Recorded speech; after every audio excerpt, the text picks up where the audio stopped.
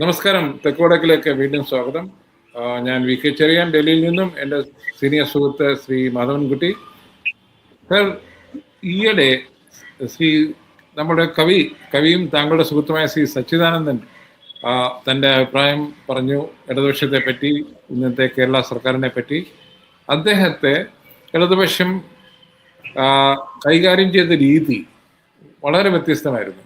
ഇത് നമ്മൾ നോട്ടീസ് ചെയ്യാൻ കാരണം ഇതേ രീതിയിൽ വളരെ ലോ പ്രൊഫൈൽ ആയിട്ടുള്ള ഒരു നടൻ പ്രേംകുമാർ ചലച്ചിത്ര അക്കാദമിയുടെ ചെയർമാനായിട്ട് വന്നു.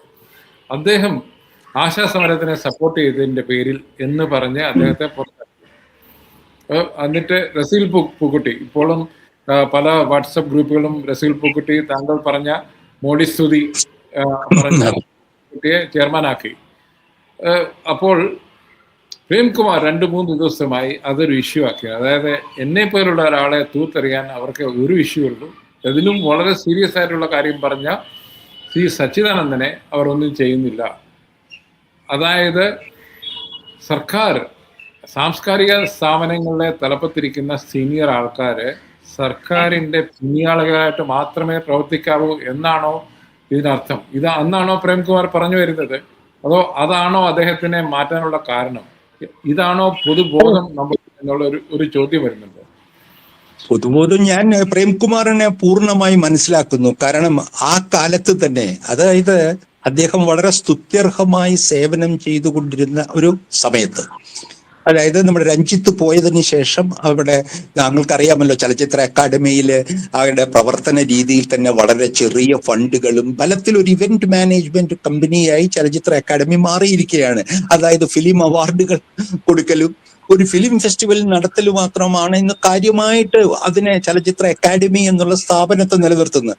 അതുപോലും വളരെ വളരെ രഞ്ജിത്തിന്റെ കീഴിൽ അത് ഭംഗിയായി നടക്കാതിരിക്കുകയും രഞ്ജിത്തിനെതിരെയുള്ള ആരോപണങ്ങൾ വന്ന് വളരെ എംബാരസിംഗ് ആയിട്ട് ഒരു കണ്ടീഷനിലാണ് പ്രേംകുമാറിനെ പോലെ. അത് പ്രേംകുമാർ പാർട്ടി മെമ്പർ അല്ല, അതാണ് താങ്കൾ മനസ്സിലാക്കേണ്ടത്.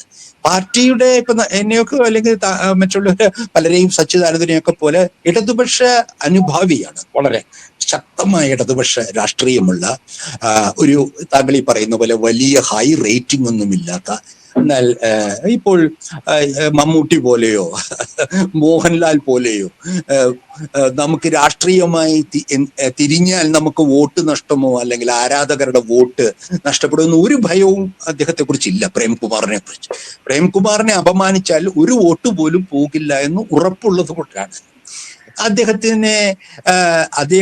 വിളിച്ച് വൈസ് ചെയർമാൻ ആക്കിയതുമാണ് സഖാവ് കൊടിയേരി. അതും വളരെ വളരെ വ്യക്തമാണ്.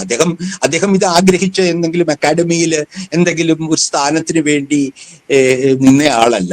അദ്ദേഹത്തെ പാർട്ടി വിളിച്ച് നിങ്ങൾ വൈസ് ചെയർമാൻ ആയിരിക്കണം എന്ന് പറഞ്ഞ് അത് കഴിഞ്ഞ് രഞ്ജിത്തിന്റെ സ്ഥാനത്ത് അദ്ദേഹം വളരെ വളരെ അതിലേറ്റവും ദുഃഖകരമായ കാര്യം, അദ്ദേഹം തന്നെ ഒരുക്കിയ ഒരു ഫിലിം ഫെസ്റ്റിവലിന്റെ തലേന്ന് ആ ഫെസ്റ്റിവലിൽ കാലെടുത്തു കുത്താൻ കഴിയില്ല എന്ന് പറഞ്ഞ റസൂൽ പൂക്കുട്ടിയെ പോലെ ഒരു BJP RSS പരസ്യ അനുഭാവിയെ ഒരു ഇടതുപക്ഷ സർക്കാർ കരിവേപ്പില പോലെ വലിച്ചെറിയുന്നതാണ് ഞാൻ കണ്ടത്.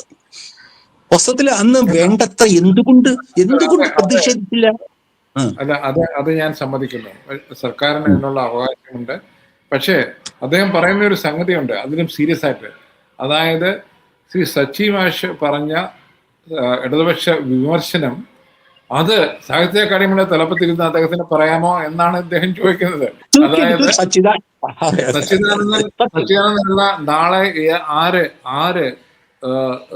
ഒരു കൾച്ചറൽ ഒരു സാഹിത്യ അക്കാദമിയെ പോലെ അല്ലെങ്കിൽ ചലച്ചിത്ര അക്കാദമിയെ പോലെ ഒരു സാംസ്കാരിക സ്ഥാപനത്തിന് തലപ്പത്ത് അപ്പോയിന്റ് ചെയ്താൽ സർക്കാരിൻ്റെ ജിഹ്വ അല്ലെങ്കിൽ സർക്കാരിൻ്റെ നാവായി മാറണം എന്നാണ് അദ്ദേഹം പറഞ്ഞു വെക്കുന്നത്. അതാണ് എനിക്ക് വളരെ ഡിസ്റ്റർബിംഗ് ആയിട്ട് തോന്നിയത്. അതായത് നിങ്ങൾ ഇതുവരെ ചെയ്ത നിങ്ങളുടെ സാംസ്കാരികമായ പേഴ്സണാലിറ്റി, നിങ്ങൾക്ക് ഇൻഡിപെൻഡൻ്റ് ആയിട്ട് ഇടതുപക്ഷം ഇൻഡിപെൻഡൻ്റ് ആയിരിക്കും, വലതുപക്ഷം ഇൻഡിപെൻഡൻ്റ് ആയിരിക്കും, പക്ഷെ അതൊക്കെ കളഞ്ഞിട്ട് സർക്കാരിൻ്റെ നയം എന്തോ അത് മാത്രമേ സംസാരിക്കാവൂ എന്ന് പറയുന്ന ഒരു സ്ഥിതി എനിക്കൊന്നും ഭയാനകമാണ്.